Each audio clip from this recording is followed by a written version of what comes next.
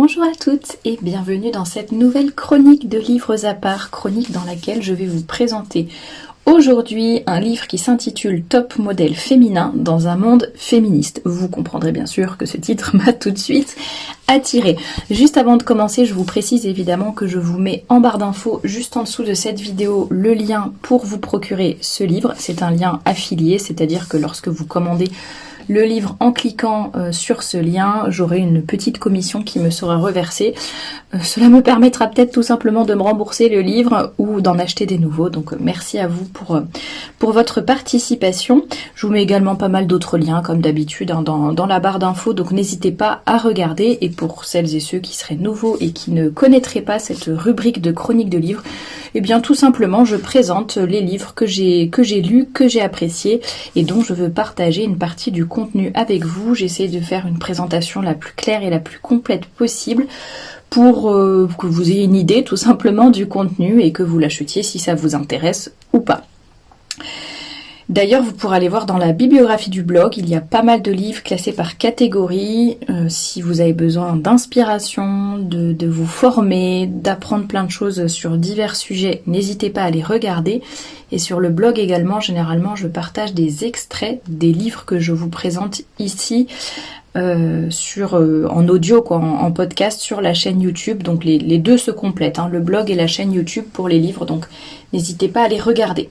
Alors ce livre s'intitule donc Top modèle féminin dans un monde féministe. Il a été écrit par Caroline Mahany, donc une américaine.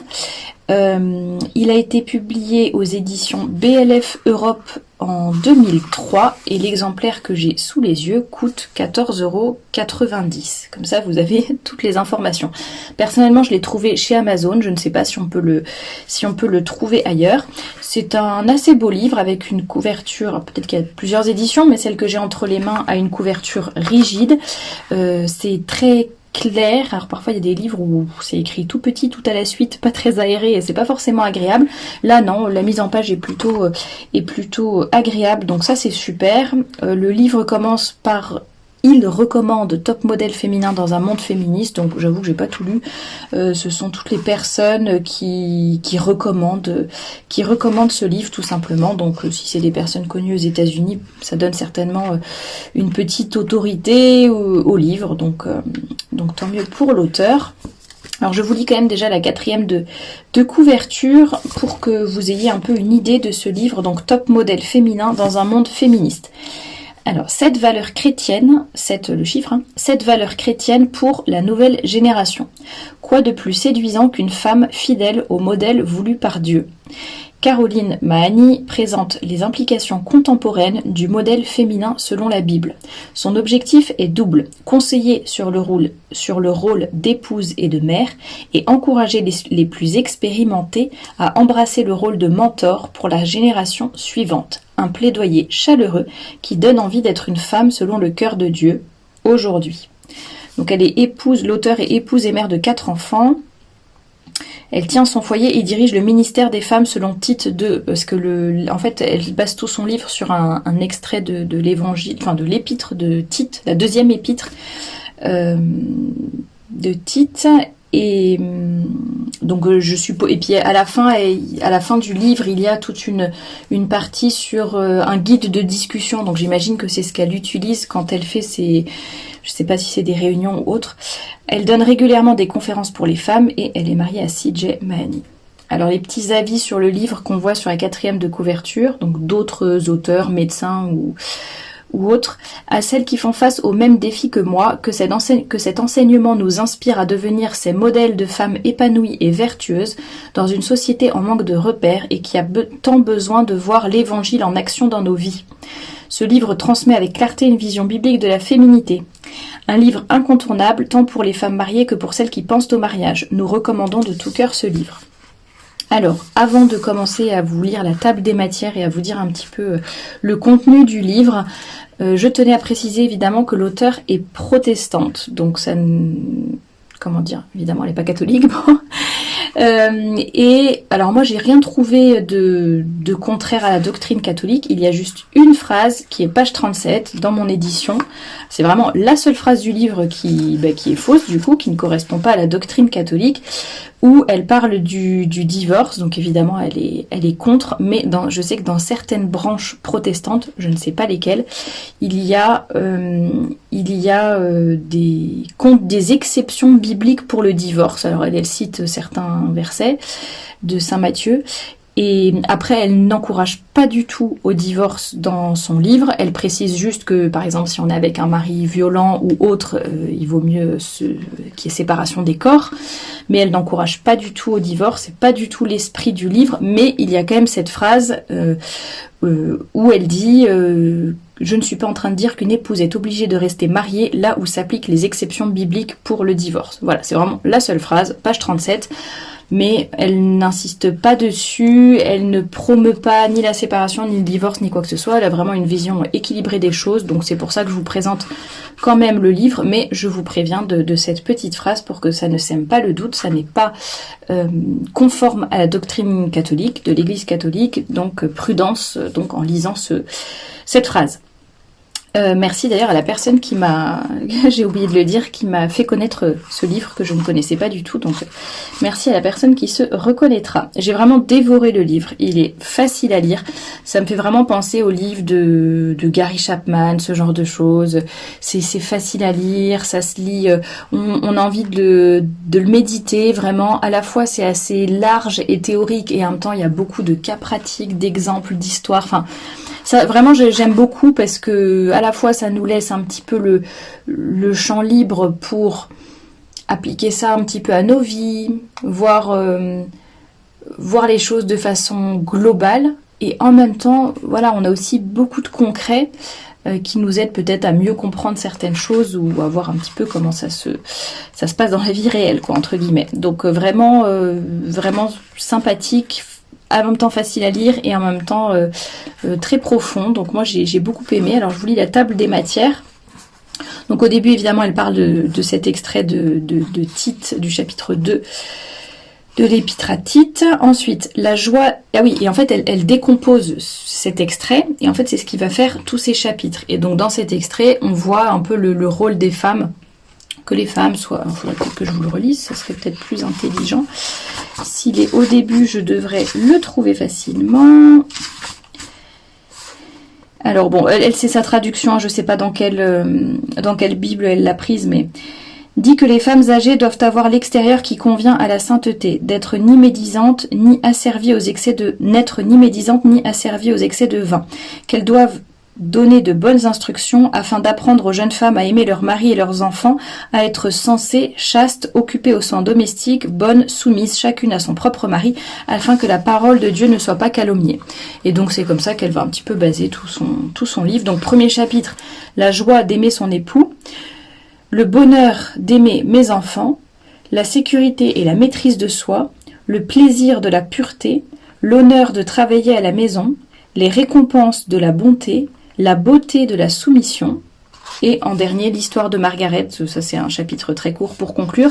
Et ensuite il y a, comme je vous le disais, une annexe qui sont les guides de discussion. Il y a un guide pour chaque chapitre du livre, et là c'est plutôt si vous animez une discussion autour du livre et que vous voulez faire réfléchir vos interlocutrices ce qui a été dit, aux applications qu'elles peuvent mettre dans leur vie. Donc par exemple on voit oui, c'est ça, c'est de quelle manière vous pourriez changer votre façon de penser cette semaine. Y a-t-il ici une maman dont la situation spirituelle des enfants est incertaine? Prions pour chacun de nos enfants. Bon, c'est à la fois des prières et puis des questions pour animer un petit peu la discussion. Ça peut être intéressant, ça peut être déjà pour vous qui lisez le livre, si vous sentez que vous avez besoin d'approfondir les choses, vous pouvez un peu, faire les exercices, essayer de répondre aux questions vous-même pour approfondir ces sujets. Et puis sinon, ça peut servir aux personnes qui animeraient quelque chose là-dessus. Alors, qu'est-ce que je voulais vous dire là-dessus? Alors, il y a tout un chapitre sur la soumission. Je pense que je vais en faire un podcast à part entière. J'ai déjà fait des podcasts sur ce sujet-là, mais là, je pense que vraiment, je vais m'appuyer sur le chapitre de ce livre, limite le lire tellement il est vraiment parfait. J'ai trouvé que, c'est un peu pour tout le livre, j'ai trouvé que le propos de cet auteur était toujours équilibré, était toujours ancré dans la réalité. C'est-à-dire, vous avez entendu, il y a un chapitre par exemple sur le bonheur de rester à la maison. Et en fait, c'est marrant, elle dit exactement ce que je dis. Et donc, elle rappelle des choses essentielles et juste basiques et du bon sens par rapport, en fait, les mères qui restent au foyer.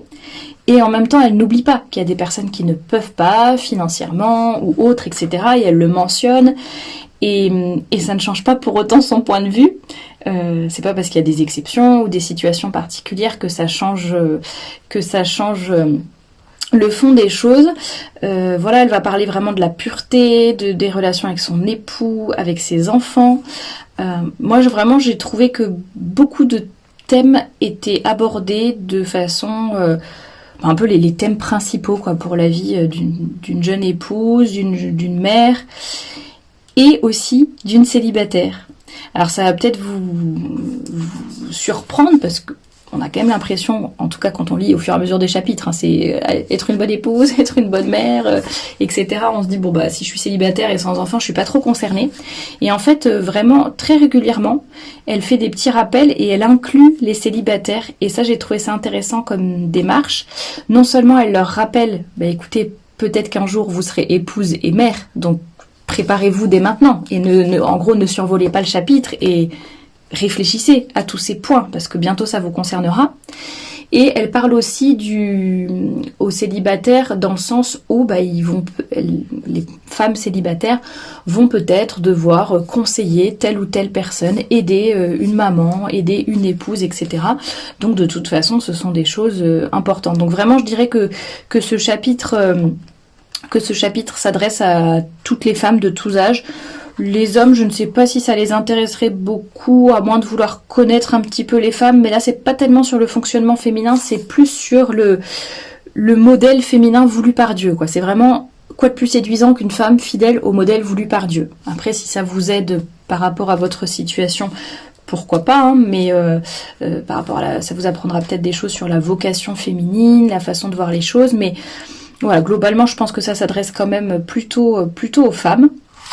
Ah oui, j'ai dit de tous âges, mais en fait non, je crois qu'il y a quand même tout un chapitre. Alors, je ne me souviens plus. Le plaisir de la pureté, justement. Alors, elle parle de la pureté, de la chasteté, même dans le mariage, la sexualité dans la Bible, etc. Moi, j'ai bien aimé parce que j'ai trouvé qu'elle en parlait, contrairement à d'autres livres où parfois les gens ne savent jamais comment faire. Soit c'est très très cru et un peu désagréable à lire, soit c'est trop pudibond entre guillemets. Là j'ai trouvé que c'était le bon équilibre parce qu'elle en parle avec justesse, avec j'allais dire presque avec douceur. Enfin voilà, c'est vraiment bien amené, c'est dit avec beaucoup de simplicité, etc. Mais oui, effectivement, c'est peut-être pas à mettre non plus dans les mains des tout petits. Je me souviens plus exactement s'il y avait des passages vraiment choquants ou pas, mais bon, dans le doute, effectivement, ne mettez pas ce livre peut-être dans la main d'adolescente ou lisez-le d'abord pour vérifier. Et puis ensuite vous pourrez vous faire une idée par vous-même. Donc voilà, elle reparle les célibataires sont bien incluses. Ce qui est très intéressant évidemment, c'est qu'elle parle aussi de la transmission, c'est tout ce dont il est question dans cet extrait de la Bible, c'est vraiment cette transmission de génération en génération. C'est vrai qu'on n'a plus ça à notre époque. Il y avait aussi non seulement la transmission du savoir, mais il y avait aussi beaucoup d'aide finalement entre quand une maman accouchait, quand il y avait des décès ou autres. Il y avait plusieurs générations sous le même toit finalement, et ça n'était pas du tout ni la même organisation, ni les mêmes possibilités. Donc évidemment, elle n'est pas coincée dans un ancien monde et dans des sphères inatteignables aujourd'hui, mais elle reparle quand même de cette importance de la transmission, de se donner, oui c'est ça. Donc ça, j'ai vraiment trouvé ça intéressant. Vraiment, je vous recommande ce livre. Alors, Pour moi, il n'a pas non plus été révolutionnaire dans le sens où j'ai déjà énormément lu sur tous ces sujets-là. Mais, ceci dit, si vous voulez commencer par quelque chose d'assez simple, j'ai trouvé qu'il donnait un peu les grandes étapes, les grands sujets qui concernent la féminité. Et ça peut être intéressant pour commencer à réfléchir à tous ces sujets-là, à se poser des questions, à essayer de voir dans nos vies ce qui se passe concrètement, ce que l'on peut faire pour s'améliorer, pour être fidèle au modèle voulu par Dieu, comme c'est dit sur la 4e de couverture. Donc, top modèle féminin dans un monde féministe de Caroline Mahani. Je vous mets donc le lien en barre d'infos juste en dessous de cette vidéo. J'espère que le livre vous plaira. Dès que j'aurai le temps, je mettrai sûrement des extraits sur le blog et de toute façon restez connectés et abonnez-vous à la chaîne pour être sûr de ne pas manquer le podcast que j'essaierai de faire probablement, alors soit ce vendredi, soit le vendredi d'après, vraiment consacré à la soumission en m'appuyant notamment sur le chapitre de ce livre. Voilà, je vous laisse pour aujourd'hui. N'hésitez pas, si vous connaissez ce livre, à me faire vos retours en commentaire. N'hésitez pas, comme la personne qui m'a recommandé cet ouvrage, à me recommander les livres que vous avez lus et qui pourraient me plaire ou m'intéresser. Et je vous dis à très bientôt pour un nouveau podcast.